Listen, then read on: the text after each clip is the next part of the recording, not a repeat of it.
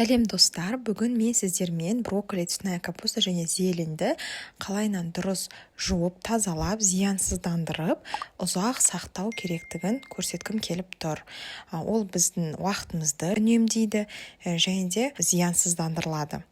Ол үшін мынандай жап-жасыл, әп-әдемі брокколимізді осылай соцветияларға бөліп аламыз. Цветная капустаны да таңдаған кезде міндетті түрде тап-таза аппағын таңдау керек. Мынандай дақтар болса, енді сезон кезде ондай болады. Аз-маз болса ешнәрсе етпейді. Әдемілеп тазалап аламыз қазір пышақпенен. Осылай соцветияларға бөліп, осылай дақтардың барлығын пышақпенен әдемілеп тазалап, үлкен ыдысымызға брокколи мен цветная капустамызды салып, үстіне кішкене бір ас қасық яблочный уксус, сода қосып, сумен замачивать етіп қоямыз. Соль қоссаңыздар да болады. Осылай әдемілеп араластырып, бір 20 минутқа осылай қалдырып қоямыз. 20 минут өткеннен кейін суын төгіп, қайтадан бірнеше рет таза сулап жуып аламыз. Енді жуылған брокколи, цветная капустамызды осылай майлықтың үстіне немесе решеткаға толық кепкенше қалдырып қоямыз. Енді зелендарға көшейік. Бұл жерде менде шпинат, қараңыздар қандай кір. Бұны бір ғана былай шая салып жеуге болмайды. Сол себепті стебельдерін алып, яблочный уксуста соль, сода қоссаңыздар болады. Солай тоже суға салып қоямыз.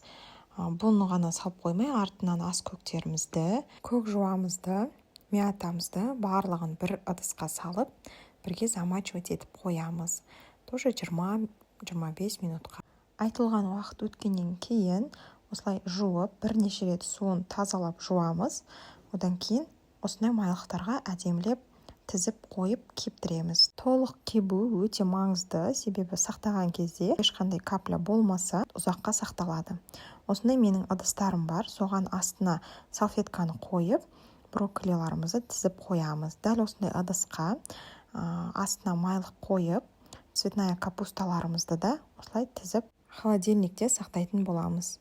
Дәл осылайынан кептіріп сақтайтын болсаңыздар, ұзаққа жетеді. Және де қолданатын кезде бірден алып қолдана бересіздер. Бір-бірден каждый раз жуып тұрғанша осылай заранее дайындап қойсаңыздар, өздеріңізге өте ыңғайлы болады. Міне шпинатты да мен бір слой қылып тізіп қоямын да, арасына обязательно салфеткалар саламын. Сонда ешқандай су болмай кеуіп және де тез бұзылып кетпейтін болады. Укропты да дәл солай жасаймын.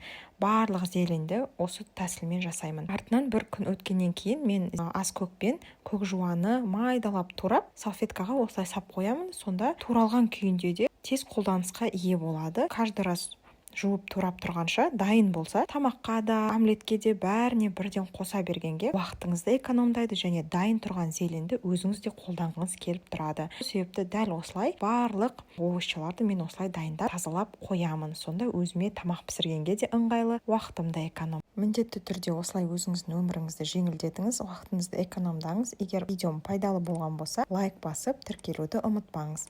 Себебі каналымда күнделікті өте пайдалы контент шығып тұрады.